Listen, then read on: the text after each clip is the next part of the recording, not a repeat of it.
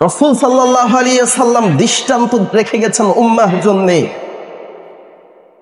উহুদ যুদ্ধে বিশ্বনবী সাহাবীদেরকে বললেন, এই গিরিপথে থাকবে, আমরা যুদ্ধে বিজয়ী হই আর যুদ্ধে পরাজিত হই, তোমরা এই গিরিপথ ছেড়ে যাবে না।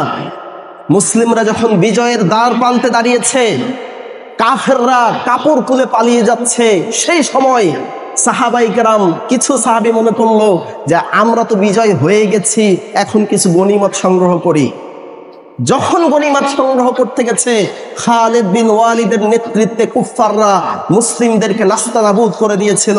পরবর্তীতে রাসূল সাল্লাল্লাহু আলাইহি ওয়াসাল্লাম তাদেরকে দোষারোপ করেননি, তাদেরকে আল্লাহর নবী সাল্লাল্লাহু আলাইহি ওয়াসাল্লাম ধমক দিয়ে কথা বলেননি। আল্লাহ রাব্বুল আলামিন প্রশংসা করে বলছেন, ফাবিমা রাহমাতিন মিনাল্লাহ লিনতা লাহুম, আল্লাহর পক্ষ থেকে রাহমাত যে আপনি তাদের প্রতি নম্র আচরণ করেছেন, নরম হয়েছেন।